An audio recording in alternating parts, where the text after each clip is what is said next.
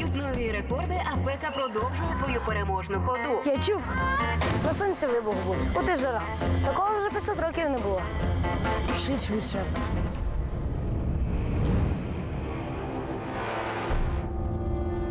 Хлопця немає. І речей його теж немає. Я не знаю, де його шукати.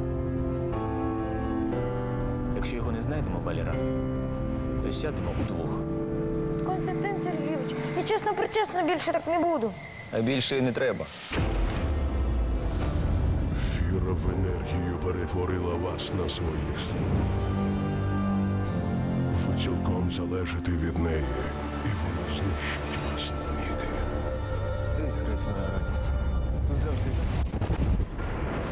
Ми прийшли звільнити землю від рабства і подарувати вам вічне життя.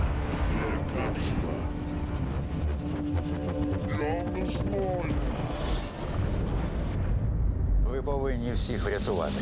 Врятувати від чого?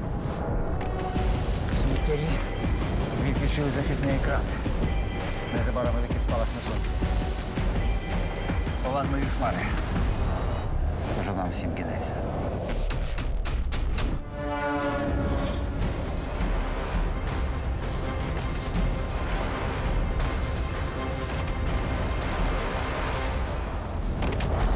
От та енергія Всесвіту. Який бобот, яка енергія? Де хлопець? Валера, дай мені біту. Не психуй.